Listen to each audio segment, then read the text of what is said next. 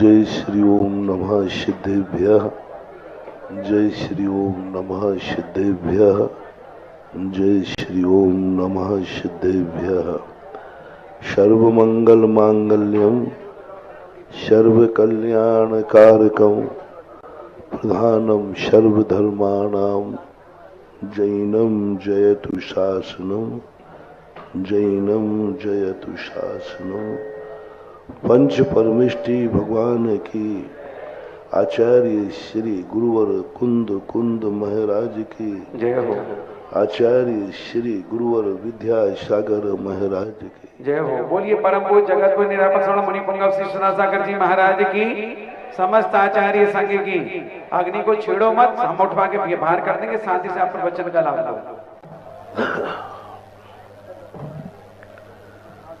कुछ क्षेत्र ऐसे होते हैं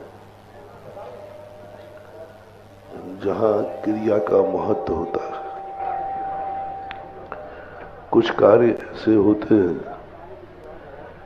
जहां क्रिया के साथ भावों का महत्व होता है। कुछ क्षेत्र ऐसे होते हैं जहां मात्र भावनाएं ही की जा सकती हैं, उसको कार्य रूप नहीं दिया जा सकता। आज धर्म के तीन रूप हमारे सामने हैं।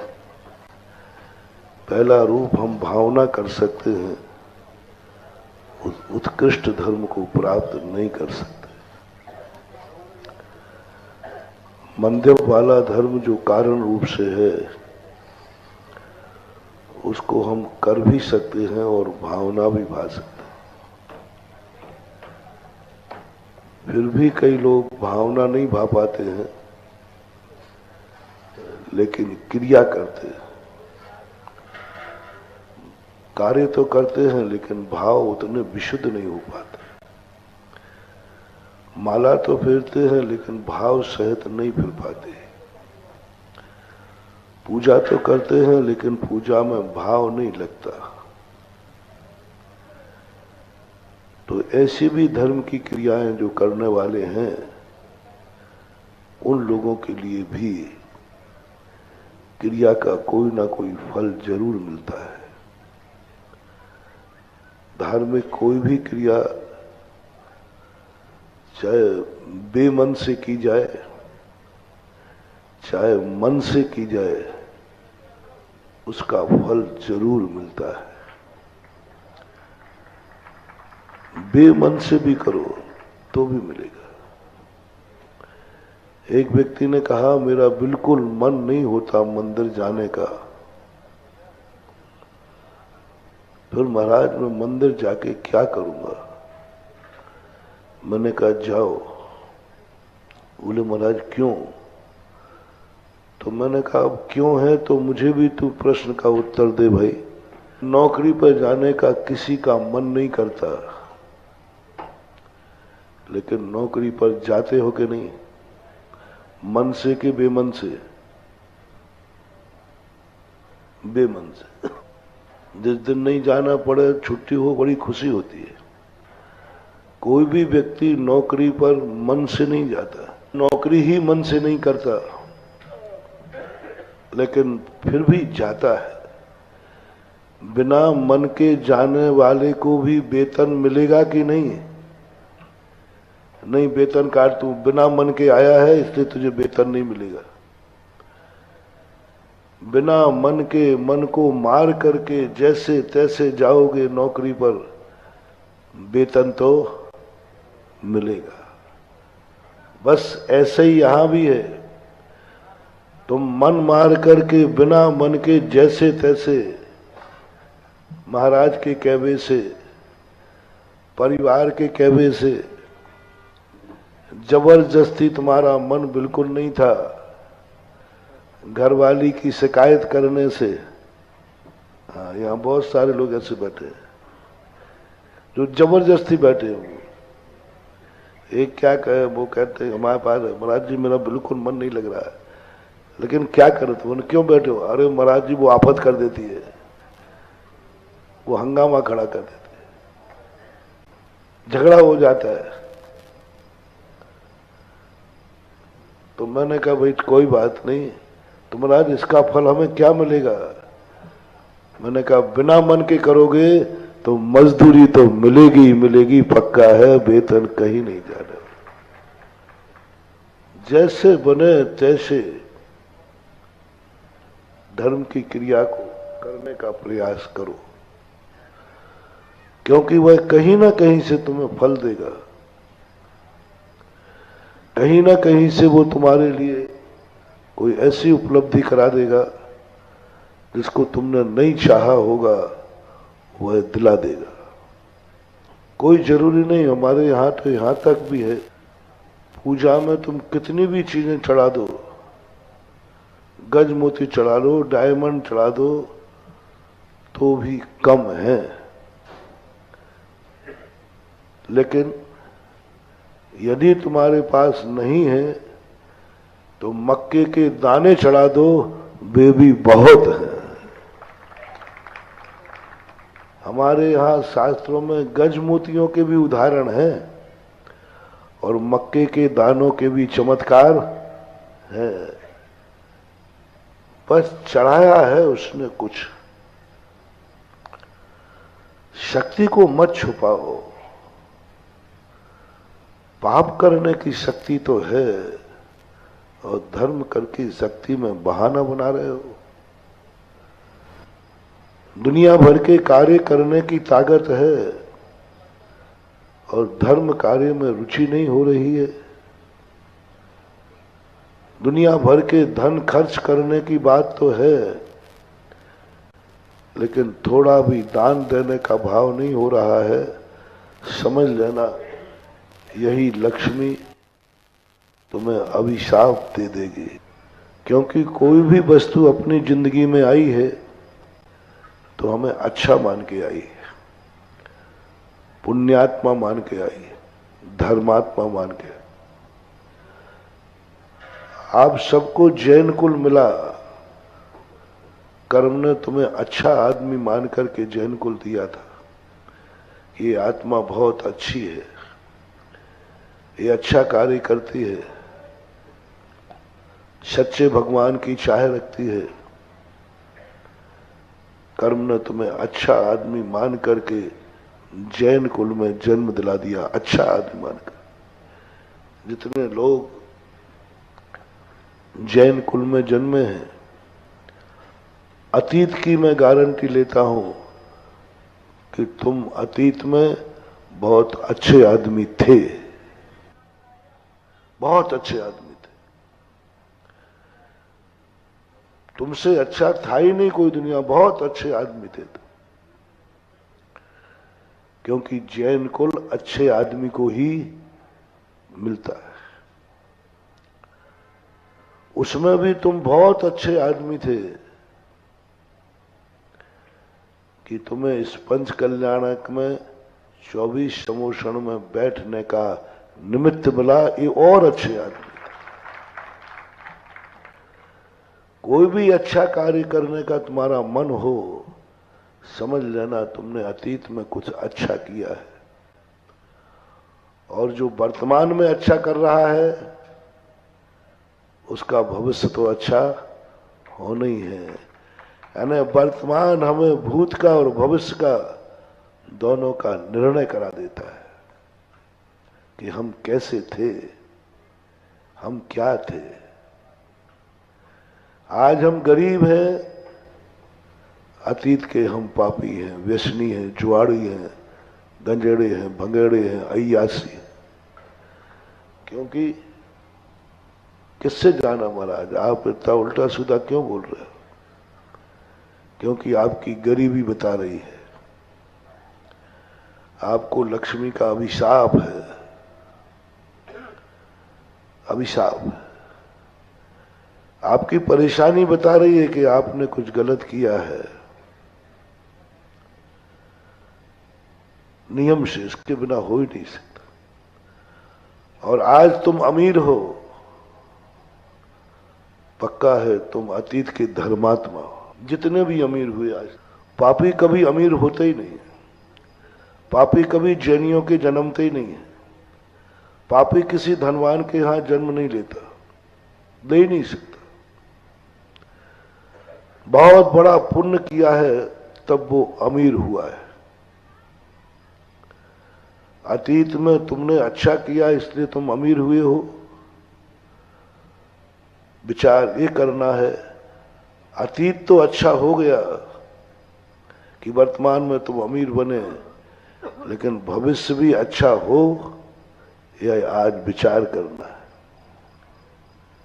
जिस धर्म के कारण से तुम अमीर हुए हो, आज वह धर्म छोड़ मत देना।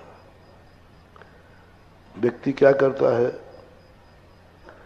कि जब किसी चीज का अभाव होता है तो बड़ा धर्म करता है, और धर्म करने के बाद वो बड़ा आदमी बन जाता है, पर मंदिर के दरवाजे भी नहीं आता। एक बहुत अच्छा आदमी था, बच्चा था, पूजा करता था, अभिषेक करता था, आहार दान देता था, खूब टाइम देता था, बिना अभिषेक के रहते ही नहीं था। गरीब घराने का था। उसने एक बार इंटरव्यू दिया आईएएस। उसको देखकर उसने मेरे से आशीर्वाद लिया, महाराज जी आशीर्वाद दो हम पास हो जाए। उसके परिवार की दशा मुझे मालूम थी। पहली बार है जो मैंने उसके लिए भगवान से प्रार्थना की। मैंने भी कहा भगवान सब बर्बाद हो चुका है, सब लगा चुका है पढ़ाई में, कुछ भी इसके पास नहीं बचा, इसकी नौकरी लगना चाहिए। मैं इसलिए नहीं हूं कि नौकरी लगना चाहिए, मैं इसलिए कह रहा हूं कि बड़ा धर्मात्मा है। भगवान से कहा भगवान आपको भी मालूम है कि प्रतिदिन अभिषेक करता है, पूजन करता, मंदिर में समय देता है और सब साधुओं की सेवा करता है, आपको भी मालूम होगा। ऐसे धर्मात्मा के लिए नौकरी लगना चाहिए। मैंने अभी सिफारिश लगाई और काकताली न्याय से वो इंटरव्यू देने गया, उसकी नौकरी लग गई। अभी मुझे पता नहीं है, वो उस दिन के बाद आया ही नहीं। उसने तो सीधा नौकरी लिया, चला गया। क्या अब मैं प्रतिदिन सोचूं कि हे भगवान ये क्या किया तूने। नियम से उसने सुसाइड कर ली होगी, क्योंकि सब कुछ बर्बाद हो गया पढ़ाई में और नौकरी लगी नहीं, तो उसने तो सुसाइड कर लिया होगा, पक्का है। मेरा मन बड़ा खिन्न था और महाराज भगवान से भी शिकायत करता था, भगवान तुम्हें मालूम है मैं किसी की सिफारिश नहीं करता, मैं आपका इतना भक्त होकर मैंने अपने लिए आज तक कभी कोई बात नहीं कही। एक छोटे से धर्मात्मा बालक के लिए मैंने सिफारिश की, वो भी नहीं हुई। बड़ा मन में खेद था, मन में थोड़ा सा हल्कापन था कि अच्छा नहीं हुआ, मर गया होगा बेचारा, और परिवार भी मर गया होगा क्योंकि कुछ बचा ही नहीं था उसके बाद। 2-2.5 साल तक लगभग हमारे मन में उसकी जब भी याद आती तो मर गया होगा बेचारा। 2-2.5 साल बाद जब मैं बिहार करते एक नगर में पहुंचा, वहां का पता किया कि वहां का ऑफिसर वही था, किसी काम पड़ा तो वो आ गया दर्शन करने। अरे मैंने कही तू तो जिंदा है। मैंने क्या हाल चाल है भाई, नौकरी लगी कि नहीं लगी? बोले महाराज उसी समय लगी। अरे मैंने कहा पट्टा, जिसने तेरी सिफारिश की है उसको कम से कम आभार तो मान लेता, सूचना तो दे देता। मेरे 2-2.5 साल में कितने बुरे भाव हुए, कम से कम ये तो कह देता महाराज जी आपकी कृपा से मैं इंटरव्यू में नहीं कहा, नहीं कहा। मैंने कही भाई चलो कोई बात नहीं, नहीं कहा। मैं नगर में आऊं और वो हार नहीं देवे, ऐसा हो ही नहीं सकता था। मैंने कहा भाई मुझे इतने दिन हो गए, तुम तो हार देना। बोले महाराज जी अब मैं आहार दूं? मैं IAS ऑफिसर कलेक्टर हूं, मैं धोती दुपट्टा पहनूं? मैंने कहा अभिषेक महाराज जी आप थोड़ा इज्जत को समझो थोड़ा। नहीं क्यों? मैं इस पद पर बैठ करके मंदिर आऊं, लोग क्या कहेंगे? इस पद पर बैठकर मैं भगवान का अभिषेक करूं, लोग क्या कहेंगे? इस पर बैठ करके मैं आहार दूं धोती दुपट्टा पहनकर, लोग क्या कहेंगे? मैंने आंख बंद कर ली। मैंने प्रभु के सामने प्रायश्चित किया, भगवान मेरी गलती से एक भक्त आपका कम हो गया, कम से कम उसकी नौकरी नहीं लगती तो आपका अभिषेक होता रहता है। क्या स्थिति बनी? संसार की यही स्थिति है। अंत में जाकर वो पूरी नौकरी नहीं कर पाया, सस्पेंड हुआ। भक्ति का फल मिल गया। धर्म को व्यक्ति एक बार धोखा दे सकता है, लेकिन धोखा देने के बाद फिर जो दुष्परिणाम होंगे वे दुष्परिणाम संभलेंगे नहीं, समझ नहीं सकते। बहुत सारे लोग कहते महाराज जी आप लोग भावना भाया करो, हम लोगों के दुख दूर हो जाए। उस दिन के बाद अब मैं किसी के सुखी होने की भावना नहीं भाता। कब बात ही भाव नहीं आता मेरा कि सब सुखी रहे। मेरा तो यही भाव आता है भगवान ज्यादा नहीं, थोड़े थोड़े दुखी सब बने रहें, जिससे ये मंदिर चलते रहेंगे, ये मालाएं फिरती रहेंगी। बोलो मुझे किस स्तर पर उतरना पड़ रहा है आप लोगों के कारण। हम वो भावना भाते हैं सुखी रहें सब, लेकिन जैसे ये भावना भाऊंगा जिस कंपनी का एजेंट है उसी को दिवालिया बनाऊंगा। तुम सुखी भय नहीं। गांव में जाते हैं हम, वो आशीर्वाद मांगते, मैंने कहा मैं तो नहीं दूंगा।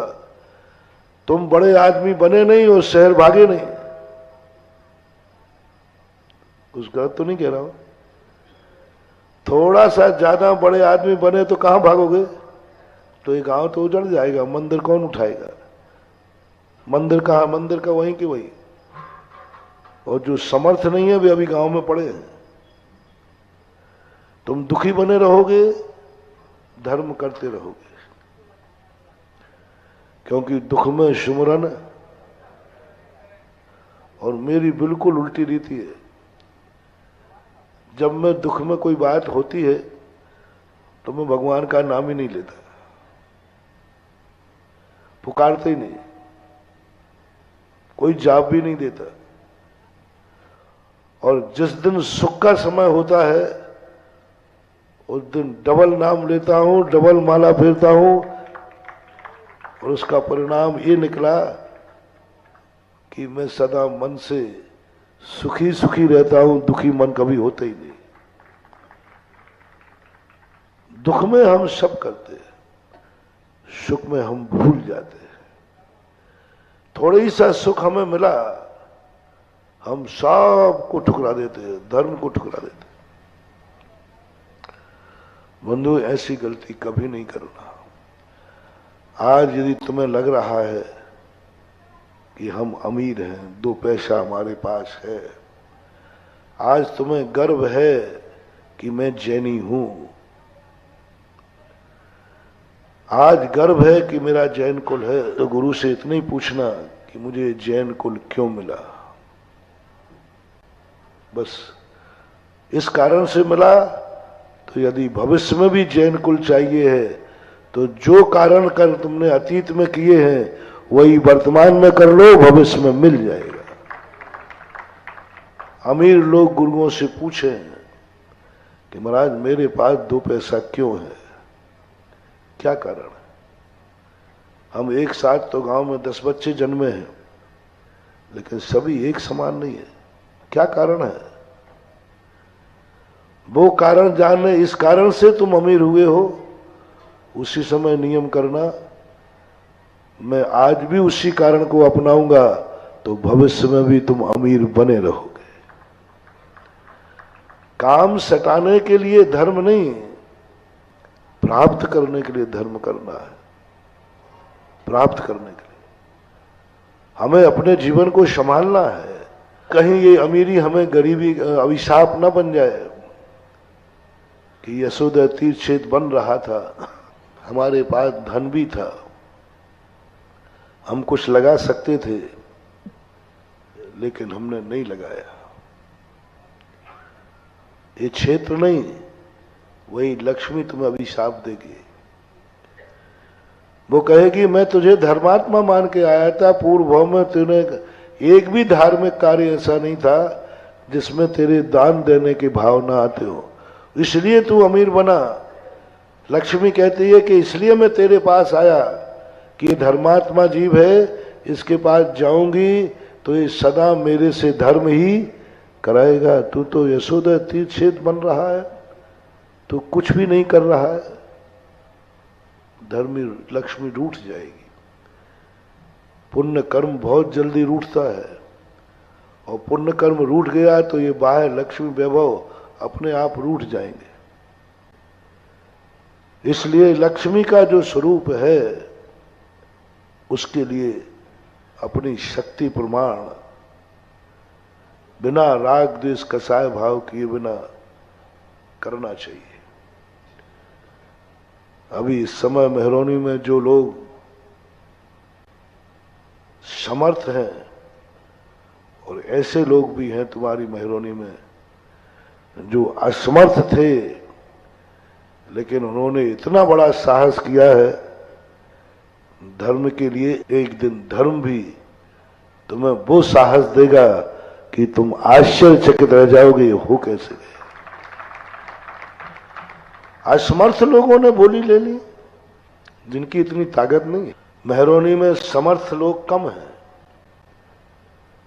लेकिन भावनाओं के लोग ज्यादा हैं, ये मुझे अब पता चला है। शक्ति से ज्यादा यही परीक्षा होती है। यही धर्म कहता है एक दिन इसने शक्ति से ज्यादा कार्य किया था, धर्म की डायरी में नोट हो जाता है, कल इसको इतना दूंगा जिसको जरूरत भी नहीं है तो भी तुम्हारे पास आएगा। जरूरत भी नहीं, बहुत है फिर भी आता है। कई लोग कहते महाराज हमारे कोई जरूरत नहीं, लेकिन अब आ रहा है तो क्या करें। वो ऐसे ही समय का वरदान है। तुम्हारी समर्थ नहीं थी, फिर भी भावना से तुमने लिया। धर्म कहता है इसको इतना दो कि इसकी जरूरत भी नहीं पड़े, तो भी इसके यहां अक्षय निधि बन जाए। ये कार्य आपको, ये क्षेत्र, ये भगवान के मंदिर क्षेत्र के लिए क्षेत्र नहीं बन रहा है। गरीबों को अमीर बनने की खेती है, और अमीर भी कल अमीर बना रहे इसकी खेती है। ये खेत समझना, इसका नाम क्या रखा ना आज, नया नाम, अमीर बनने का खेत। क्या बनने का? जो अमीर है वो कल भी अमीर रहे, वो बोनी बोएंगे तो, और जो गरीब है वे कुछ ना कुछ करना है। एक अपने यहां बहुत अच्छी परंपरा चलती है। जैसे हमने पहले कहा था, शक्ति नहीं है, स्वयं नहीं कर सकते हो, स्वयं समर्थवान नहीं हो, अपनी पूरी ताकत लगाओ, किसी समर्थवान से कार्य कराओ, अपने रिश्तेदारों से, अपने दोस्त यारों से, अपनी समाज से। उनको प्रेरणा दो, उनको समझाओ, मोटिवेटेड करो। मोटिवेट करो कि भाई तुम ये कार्य करो, मैं तो कर नहीं पाऊंगा, मैं तो समर्थ नहीं है, तुम हो, तुम हो। पंचों लोगों को या जो दूसरे को प्रेरणा देते हैं उनको सबसे बड़ा पुण्य लगता है। स्वयं समर्थ नहीं है, लेकिन दूसरों को तैयार करो। जो लोग जो धार्मिक क्रिया स्वयं नहीं कर सकते हैं, दान स्वयं नहीं दे सकते हैं, मंदिर स्वयं नहीं बना सकते हैं, शक्ति नहीं, वे आज एक नियम लेके उठे कि जिंदगी में मैं अपनी प्रेरणा से किसी ना किसी अमीर को एक मंदिर बनाने के लिए तैयार करेंगे। जमाई नहीं लेना है, या कोई जमाई ले रहा है, ऐसे ले रहा था जल्दी कर रहे हो महाराज मर गए, करो तैयार। यदि तुम रात्रि भोजन नहीं छोड़ सकते हो तो अपनी पूरी ताकत लगाओ, किसी एक का रात्रि भोजन जरूर छुड़ा देना। मैं तो छोड़ नहीं सकता भैया, मैं तो बीमार हूं, कोई भी, लेकिन किसी को कराओ। तुम मंदिर नहीं आ सकते हो किसी कारण से, कोई बात नहीं, लेकिन किसी एक व्यक्ति को कह भैया देख मैं तो बीमार हूं, मैं तो पैरालिसिस हूं, मैं तो जा नहीं पाऊंगा मंदिर, उसको ऐसी प्रेरणा दो कि तुम्हारी प्रेरणा से वो मंदिर जाने लग जाए। धर्म के हर नियम में ही तुम नहीं बन सकते हो मुनि, कोई बात नहीं, किसी एक को प्रेरणा देकर के मुनि बना दो, बहुत बड़ा कार्य। तुम नहीं कर सकते, कोई बात नहीं, लेकिन दूसरे से कराओ। तुम ये नियम लो कि मैं यशोदा तीर्थ क्षेत्र में कुछ नहीं कर पाऊंगा, जिंदगी में भी सामर्थ्य नहीं दिखता है, लेकिन एक संकल्प कर लो, एक ना एक किसी व्यक्ति को मैं प्रेरणा देकर के यशोदा में एक मेरू का नंदीश्वर का मंदिर जरूर बनवाऊंगा। बना तो नहीं सकता महाराज मैं, लेकिन मैं एक बनाऊंगा, एक बनाऊंगा। मैं रिश्तेदार को तैयार करूंगा, मैं पड़ोसी को तैयार करूंगा, मैं किसी ना किसी को तैयार करूंगा और मेरी प्रेरणा से एक मंदिर बनेगा। कारज से मंदिर दूसरों से कराओ। यदि कार्य नहीं बन सकता है, महाराज हमारा इतनी रेपुटेशन भी नहीं है कि मेरे कहने से कोई तैयार हो जाए, तो एक बात करना, जिन्होंने मंदिर बनाया है उनको जय जिनेन्द्र करके अनुमोदना कर लेना। धन्य दाता, धन्य है महानुभाव आपकी मैं कितनी प्रशंसा करूं, मेरी जिह्वा में भी ताकत नहीं है। आपने जो कार्य किया है इसकी मैं भूरी भूरी प्रशंसा करता हूं। धन्य है आप, धन्य दाता आप। मैंने 2 दिन पहले कहा था, बस धन्य दाता, भगवान को नहीं, धन्य भगवान को नहीं कह रहा हूं, गुरु को नहीं कह रहा हूं, जिसने मंदिर बनाया है उसको धन्य दाता। 24 घंटे एक ही बात करो, ये व्यक्ति महान धन्य है जो यशोदा तीर्थ क्षेत्र पर मंदिर बना रहा है, यशोदा तीर्थ क्षेत्र का आज शिलान्यास कर रहा है, धन्य है। बस यही शब्द कहना, कुड़ना नहीं, ईर्षा मत करना, धन्य कहना, तो भी आपका कार्य हो जाएगा। चौथा कार्य बता रहा हूं, आपने जिन्होंने बनाया है, जो आज शिलान्यास कर रहे हैं, जो नहीं कर पा रहे हैं, हमारे यहाँ एक व्यवस्था है, ईंटों की एक व्यवस्था चलती है आपके यहाँ। ईंट कभी सोने की ईंट और चांदी की ईंट चलती है, और है कुछ नहीं, वो ईंट एक ही है, सफेद पन्नी है तो चांदी की और पीली है तो सोने की। मैंने कहा ये कमेटी वाले कितना बुद्धू बनाते हैं, पन्नी लपेट कर सोना चांदी। तो मैंने सोचा तुम सब बुद्धू हो गए, तो तुमसे कहा मैंने कहा देखो ये तो सोने चांदी पन्नी लपटी है, तो वो भी कहता महाराज जी मुझे भी मालूम, मैंने ही लपेटी थी, और वो ले रहा सोने की। मैंने कहा ये तो गलत है, सोने की ईंट है ही नहीं है। एक व्यक्ति सोने की ईंट की रसीद लेके आया, तो मैंने कहा कि भाई रसीद दिखाना, रसीद दिखाना। ओ मैंने की रसीद में लिखा था स्वर्ण ईंट, पन्नी ईंट नहीं लिखा था, स्वर्ण ईंट लिखा था। मैंने की गजब, ये है सिद्धांत। ईंट किसकी है हमें पता नहीं, हमने तो सोने की ईंट की रसीद ली है, तो वहां आपकी सोने की ईंट ही लिखी मिलेगी। सोने की ईंट, स्वर्ण ईंट, भावना से आपने सोने की। जब एक पाषाण भावना से भगवान बन जाता है, तो भावना से एक पन्नी की ईंट सोने की क्यों नहीं बन सकती। तो जो नहीं कर पाते हैं वो कम से कम कभी भी शिलान्यास का मौका मिले, कहीं भी दुनिया में कहीं जाओ, और कुछ करना या नहीं करना, एक ईंट जरूर लगा देना। उस मंदिर में जो ईंट तुम लगाओगे, वो ईंट तुम्हारे एंटीना का काम करेगा। जब भी तुम मंदिर आओगे, वो ईंट तुम्हें पहचान जाएगी कि किसी ने हमें लगाया था। जो ताकत तुम्हें मिलना चाहिए थी, वो ईंट तुम्हें कई गुना ताकत दिलाएगी। तुम जंगल में बैठे हो और वहां विपत्ति आ गई, बस तुमने किसी मंदिर की ईंट लगाई थी, उसको याद कर लेना। नमोकार मंत्र नहीं, याद करना, मैंने यशोदा तीर्थ क्षेत्र के मंदिर में एक ईंट लगाई थी, बस इतना ही याद करना। वो ईंट भगवान के पास है, यहां से एनर्जी वो तुम्हें लेकर जंगल में भेज देगी। हम और कुछ नहीं कर पाए, ईंट कर पाए। इसलिए जो लोग शिलान्यास नहीं कर पाएंगे मंदिर आदि का, उनको आज एक भी व्यक्ति यहां बैठा हुआ ऐसा नहीं रहे जो एक ना एक शिला की स्थापना ना करे।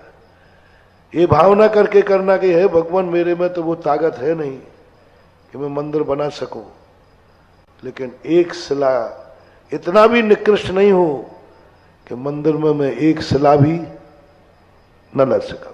एक शिला तो लगाओ। दूसरी बात, जो शिलान्यास करते हैं, आप लोग घर में शादी विवाह करते हैं, आपके बेटे की शादी है, आप सारे रिश्तेदारों को क्यों बुलाते हैं? आपके बेटा की शादी है, आपकी बिटिया की शादी है, सब रिश्तेदारों को क्यों लपेट रहे हो? क्यों बुलाते हो? दोस्त यारों को क्यों बुलाते हो? जो तुम्हारे प्रियजन है उनको क्यों बुलाते हो? बहुत बड़ा रीजन है महानुभाव। हमारे यहां एक खुशी है, हम तुम्हें उस सबको उस खुशी में शामिल करना चाहते हैं। आओ मेरी खुशी में तुम भी शामिल हो। आज हमारे घर में खुशी है, आओ तुम भी शामिल होकर के थोड़ा नाचो खाओ, तुम भी मिठाई खाओ, देखो मेरी खुशी में। दुख में तो हर व्यक्ति बंटवारा करता है, कोई मेरा दुख बांट ले, लेकिन सुख में बंटवारा करे उसको दुख कभी आता नहीं। बुला करके तुम बुलाते हो, कितनी बड़ी बात है। दुख के दिनों में बुलाया नहीं जाता, रिश्तेदार अपने आप आते हैं। मरने की खबर सुनते ही, बुलाया नहीं, फोन नहीं गया, 10 मिनट में तो पूरा गांव इकट्ठा हो जाता है। बिना बुलाए पहुंच जाते हैं दुख में, और सुख में वो इतराता है और तुम बुलाते हो। एक बार फोन, दोबारा फोन, तिबारा फोन, और आप करते ही रहते हो। क्यों? क्या कारण है? बहुत बड़ा रीजन है। आज तुम धार्मिक कार्यक्रम कर रहे हो, मैंने समूषण के पहले भी कहा था, जो हर बार कहता हूं, अकेले मत करना। आज शिलान्यास कर रहे हो, जिन जिन रिश्तेदारों को आप चाहते हैं कि हम इतना बड़ा कार्य कर रहे हैं, इनको भी लाभ मिलना चाहिए इस मंदिर का। हमारे रिश्तेदारों को भी मंदिर का लाभ मिलना चाहिए। हमारे रिश्तेदार भी इस कार्य को करें, और वो रिश्तेदारों की मुझे कभी दुख की खबर नहीं आए, और दुख की खबर आवे और जैसे मैं मंदिर में श्रीफल चढ़ाऊं कि महाराज भगवान हमारा फलाना रिश्तेदार दुखी है, तो उसको लाभ हो जाना चाहिए। तो शिलान्यास करने वालों से मेरा कहना है, आपके परिवार में आपके रिश्तेदार हैं, उनके नाम की एक एक शिला जरूर रखना, एक एक शिला उनके नाम से रखना। जो राशि कमेटी तय करे उसका पैसा उन्हीं से लेना, तुम मत देना, उन्हीं से लेना कि भाई ये पैसा तो मांग के लेना, आपकी मैं एक शिला रखूंगा क्योंकि मैं आपको भी सुखी देखना चाहता हूं। मैं एक शिला आपके नाम की रखूंगा क्योंकि आपको सुखी देखना चाहता हूं, और कभी दुख आए तो मैं इन्हीं भगवान से आपको सुखी करने की कामना कर सकता हूं। तो ये सब रिश्तेदारों को अपने सुख में, अपने धर्म की क्रिया में शामिल करना चाहिए और शामिल की स्थिति बनाना चाहिए। आज जो कार्य यहाँ होने जा रहा है बहुत बड़ा कार्य है, बहुत बड़ा। अपने सारे रिश्तेदारों को शामिल करके, वो नहीं भी आए हों तो कोई बात नहीं, फोन से बात कर लें। जिन जिन को आप चाहते हैं, जिनके संबंध में चाहते हैं इनकी दुख की खबर ना हो, उन सब की सलाहें आप अपने मंदिर में रखना, कार्य करना। आज समय और एक और सलाह अभी 5-6 साल पहले से लाई कि वो ईंट की शिला ना रख करके मैंने सोचा कुछ ऐसा लाभ मिले कि बीजाक्षर की ह्रीम शिला रखो। ये शिला मंदिर में जाएगी, मंदिर की दीवारों में जाएगी। इससे 2 काम होंगे। बीजाक्षर जो है ये आपका एंटीने का काम करेगा। कोई प्रार्थना ना भी करेगा तो यह जो ह्रीम बीजाक्षर आपने स्थापित किया है, यह बीजाक्षर अपने आप तुम्हारा कनेक्शन जोड़े रहेगा। ये बात आपको हमेशा ध्यान रखना चाहिए। और कभी असमर्थ कोई व्यक्ति हो जो इसके लायक भी ना हो, सबसे बड़ा पुण्य है कोई त्यागी व्यक्ति, कोई सज्जन, कोई आत्मीजन परेशान है और उसका सहयोग तुम करना। धर्मात्मा है, त्यागी वृत्ति है, सज्जन है, ऐसे व्यक्ति की भैयावृत्ति करना मनोज्ञ की भैयावृत्ति कहलाता है। मुनिराज की भैयावृत्ति करना, भगवान की करना, उससे भी ज्यादा श्रेष्ठ वो है, उसकी बहुत बड़ी दुआ मिलती है। महानुभाव, जो कोई त्यागी वृत्ति हो और वो परेशान हो और तुम पुण्यवान हो, उसकी परेशानी यदि तुम्हारे द्वारा दूर हो जाती है, तुम्हारा सहयोग उसको हो जाता है, वह व्यक्ति कुछ तुम्हारे माध्यम से करने लग जाता है, उसकी दुआ मुनिराज के 1000 आशीर्वाद से भी ज्यादा श्रेष्ठ होती है। क्योंकि वो दुआ तुमने एक ऐसे व्यक्ति को, एक ऐसे सज्जन को सहयोग किया। पूज्यवर उमा स्वामी महाराज ने मनोज्ञ की भैयावृत्ति कहा, और मनोज्ञ की भैयावृत्ति का अर्थ ही है कि जो असमर्थ हैं और सज्जन हैं, त्यागी हैं, उनका किसी भी प्रकार से आप यदि सहयोग करते हैं तो वे अपने आप में, वो आपके जीवन का बहुत फलदायी होता है। उस फल को कभी छोड़ना नहीं। महावीर भगवान है की जय। श्री ओम नमः सिद्धेभ्यः, जय श्री ओम नमः सिद्धेभ्यः, जय श्री ओम नमः सिद्धेभ्यः। सर्वमंगल मांगल्यम सर्वकल्याणकारकं प्रधानम सर्वधर्माणां जैनम जयतु शासनम, जैनम जयतु शासनम। पंच परमिष्टि भगवान की, आचार्य श्री गुरुवर कुंद महाराज की जय हो। आचार्य श्री गुरुवर विद्यासागर महाराज की जय हो। बोलिए परम पूज्य जगत गुरु निरापक श्रवण मुनि पुंगव श्री सुनासागर जी महाराज की, समस्त आचार्य संघ की। अग्नि को छेड़ो मत, हम उठवा के बाहर कर देंगे, शांति से आप वचन का लाभ लो।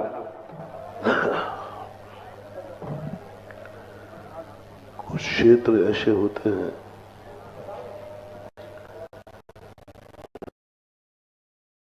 जहां क्रिया का महत्व होता है, कुछ कार्य ऐसे होते हैं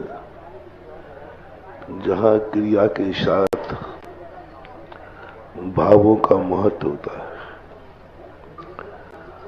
कुछ क्षेत्र ऐसे होते हैं जहां मात्र भावनाएं ही की जा सकती हैं, उसको कार्य रूप नहीं दिया जा सकता।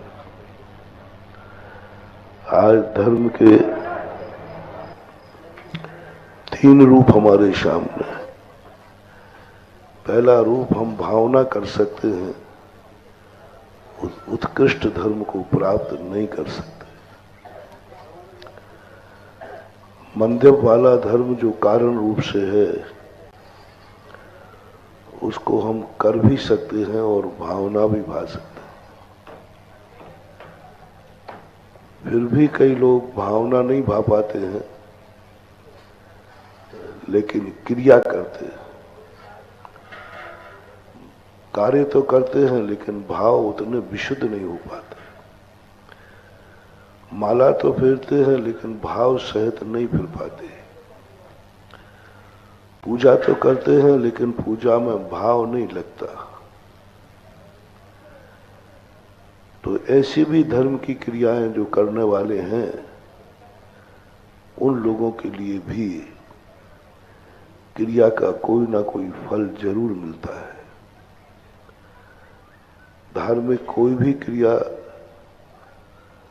चाहे बेमन से की जाए, चाहे मन से की जाए, उसका फल जरूर मिलता है। बेमन से भी करो तो भी मिलेगा। एक व्यक्ति ने कहा, मेरा बिल्कुल मन नहीं होता मंदिर जाने का। फिर महाराज, मैं मंदिर जाके क्या करूंगा? मैंने कहा जाओ। बोले महाराज क्यों? तो मैंने कहा अब क्यों है तो मुझे भी तू प्रश्न का उत्तर दे भाई। नौकरी पर जाने का किसी का मन नहीं करता, लेकिन नौकरी पर जाते हो कि नहीं? मन से कि बेमन से? बेमन से। जिस दिन नहीं जाना पड़े, छुट्टी हो, बड़ी खुशी होती है। कोई भी व्यक्ति नौकरी पर मन से नहीं जाता, नौकरी ही मन से नहीं करता, लेकिन फिर भी जाता है। बिना मन के जाने वाले को भी वेतन मिलेगा कि नहीं? नहीं, वेतन काट, तू बिना मन के आया है इसलिए तुझे वेतन नहीं मिलेगा। बिना मन के, मन को मार करके जैसे तैसे जाओगे नौकरी पर, वेतन तो मिलेगा। बस ऐसे ही यहां भी है। तुम मन मार करके बिना मन के जैसे तैसे, महाराज के कहवे से, परिवार के कहवे से, जबरदस्ती तुम्हारा मन बिल्कुल नहीं था, घरवाली की शिकायत करने से। हाँ, यहाँ बहुत सारे लोग ऐसे बैठे हैं जो जबरदस्ती बैठे हुए। एक क्या कहे, वो कहते हैं हमारे पास महाराज जी मेरा बिल्कुल मन नहीं लग रहा है, लेकिन क्या करे? तुम क्यों बैठे हो? अरे महाराज जी वो आफत कर देती है, वो हंगामा खड़ा कर देती है, झगड़ा हो जाता है। तो मैंने कहा भाई कोई बात नहीं, तो महाराज इसका फल हमें क्या मिलेगा? मैंने कहा बिना मन के करोगे तो मजदूरी तो मिलेगी मिलेगी, पक्का है, वेतन कहीं नहीं जाना। जैसे बने तैसे धर्म की क्रिया को करने का प्रयास करो, क्योंकि वह कहीं ना कहीं से तुम्हें फल देगा। कहीं ना कहीं से वो तुम्हारे लिए कोई ऐसी उपलब्धि करा देगा जिसको तुमने नहीं चाहा होगा, वह दिला देगा। कोई जरूरी नहीं, हमारे यहाँ तो यहाँ तक भी है, पूजा में तुम कितनी भी चीजें चढ़ा दो, गज मोती चढ़ा लो, डायमंड चढ़ा दो, तो भी कम है। लेकिन यदि तुम्हारे पास नहीं है तो मक्के के दाने चढ़ा दो, वे भी बहुत हैं।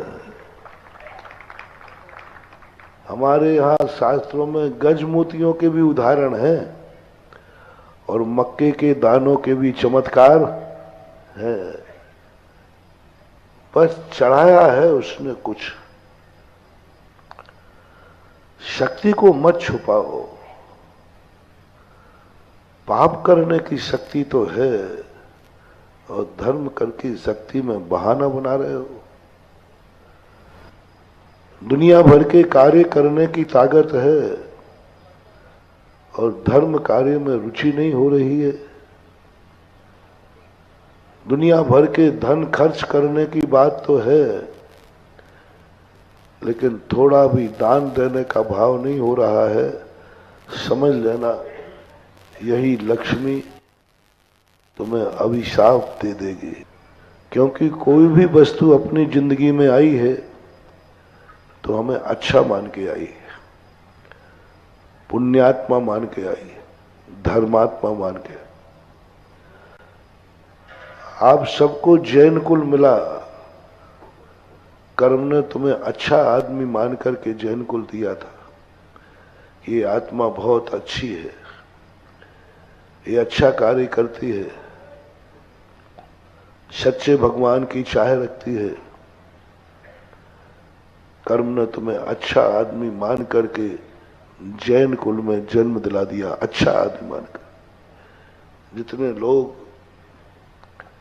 जैन कुल में जन्मे हैं, अतीत की मैं गारंटी लेता हूं कि तुम अतीत में बहुत अच्छे आदमी थे,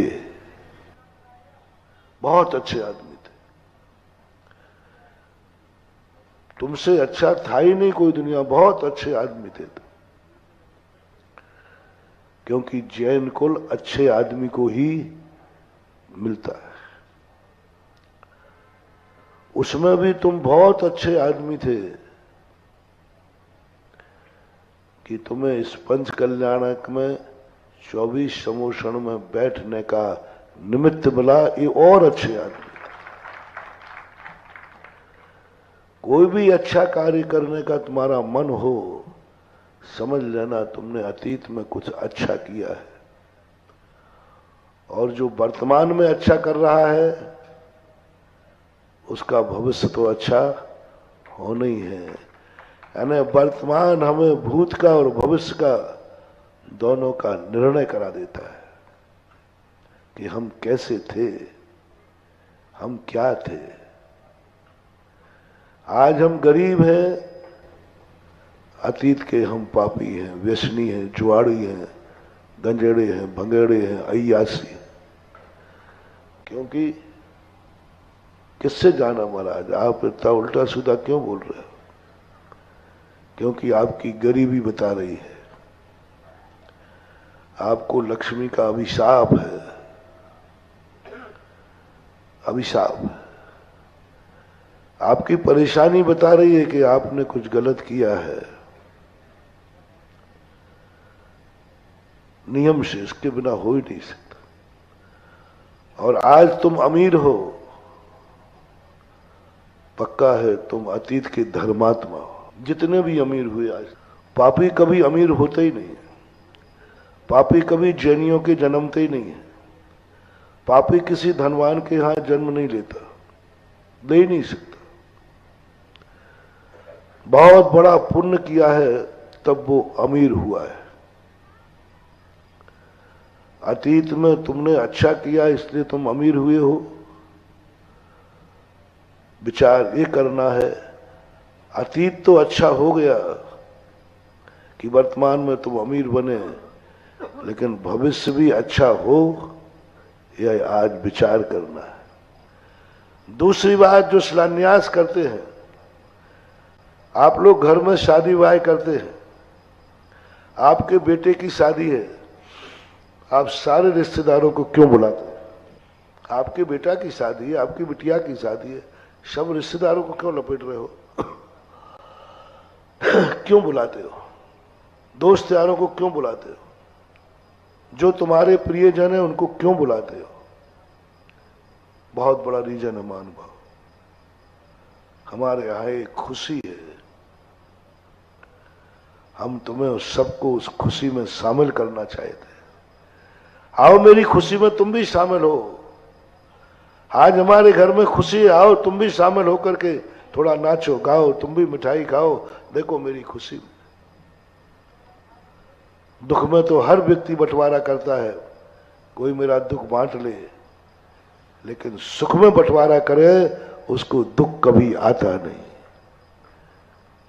बुला करके तुम बुलाते हो, कितनी बड़ी बात है। दुख के दिनों में बुलाया नहीं जाता, रिश्तेदार अपने आप आते हैं। मरने की खबर सुनते ही, बुलाया नहीं, फोन नहीं गया, 10 मिनट में तो पूरा गांव इकट्ठा हो जाता है, बिना बुलाए पहुंच जाते हैं दुख में। और सुख में वो इतराता है और तुम बुलाते हो, एक बार फोन, दोबारा फोन, तिबारा फोन, और अब करते ही रहते हो। क्यों? क्या कारण है? बहुत बड़ा रीजन है। आज तुम धार्मिक कार्यक्रम कर रहे हो, मैंने समूषण के पहले भी कहा था, जो हर बार कहता हूं, अकेले मत करना। आज शिलान्यास कर रहे हो, जिन जिन रिश्तेदारों को आप चाहते हैं कि हम इतना बड़ा कार्य कर रहे हैं, इनको भी लाभ मिलना चाहिए इस मंदिर का, हमारे रिश्तेदारों को भी मंदिर का लाभ मिलना चाहिए, हमारे रिश्तेदार भी इस कार्य को करें।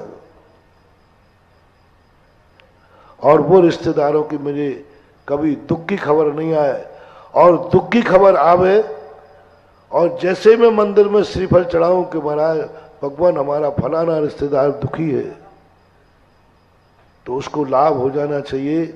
तो शिलान्यास करने वालों से मेरा कहना है, आपके परिवार में आपके रिश्तेदार हैं, उनके नाम की एक एक शिला जरूर रखना, एक एक शिला उनके नाम से रखना। जो राशि कमेटी तय करे उसका पैसा उन्हीं से लेना, तुम मत देना, उन्हीं से लेना कि भाई ये पैसा तो मांग के लेना, आपकी मैं एक शिला रखूंगा, क्योंकि मैं आपको भी सुखी देखना चाहता हूं। मैं एक शिला आपके नाम की रखूंगा क्योंकि आपको सुखी देखना चाहता हूं, और कभी दुख आए तो मैं इन्हीं भगवान से आपको सुखी करने की कामना कर सकता हूं। तो ये सब रिश्तेदारों को अपने सुख में, अपने धर्म की क्रिया में शामिल करना चाहिए और शामिल की स्थिति बनाना चाहिए। आज जो कार्य यहाँ होने जा रहा है बहुत बड़ा कार्य है, बहुत बड़ा। अपने सारे रिश्तेदारों को शामिल करके, वो नहीं भी आए हों तो कोई बात नहीं, फोन से बात कर लें। जिन जिन को आप चाहते हैं, जिनके संबंध में चाहते हैं इनकी दुख की खबर ना हो, उन सब की सलाहें आप अपने मंदिर में रखना, कार्य करना।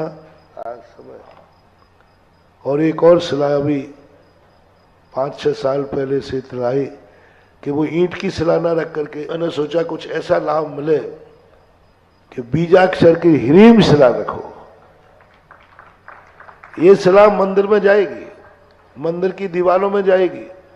इससे 2 काम होंगे। बीजाक्षर जो है ये आपका एंटीने का काम करेगा। कोई प्रार्थना ना भी करेगा तो यह जो ह्रीम बीजाक्षर आपने स्थापित किया है, यह हिम्बरी अक्षर अपने आप तुम्हारा कनेक्शन जोड़े रहेगा। ये बात आपको हमेशा ध्यान रखना चाहिए। और कभी असमर्थ कोई व्यक्ति हो जो इसके लायक भी ना हो, सबसे बड़ा पुण्य है कोई त्यागी व्यक्ति, कोई सज्जन, कोई आत्मीजन परेशान है और उसका सहयोग तुम करना।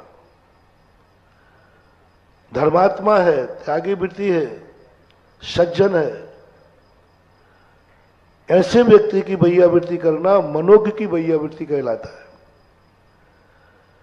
मुनिराज की भैयावृत्ति करना, भगवान की करना, उससे भी ज्यादा श्रेष्ठ वो है, उसकी बहुत बड़ी दुआ मिलती है। महानुभाव, जो कोई त्यागी वृत्ति हो और वो परेशान हो और तुम पुण्यवान हो, उसकी परेशानी यदि तुम्हारे द्वारा दूर हो जाती है, तुम्हारा सहयोग उसको हो जाता है, वह व्यक्ति कुछ तुम्हारे माध्यम से करने लग जाता है, उसकी दुआ मुनिराज के 1000 आशीर्वाद से भी ज्यादा श्रेष्ठ होती है, क्योंकि वो दुआ तुमने एक ऐसे व्यक्ति को, एक ऐसे सज्जन को सहयोग किया। पूज्यवर उमा स्वामी महाराज ने मनोड की वैयावृत्ति कहा, और मनोड की वैयावृत्ति का अर्थ ही है कि जो असमर्थ है और सज्जन है, त्यागी है, उनका किसी भी प्रकार से आप यदि सहयोग करते हैं तो वे अपने आप में वो आपके जीवन का बहुत फलदायी होता है। उस फल को कभी छोड़ना नहीं। महावीर भगवान है की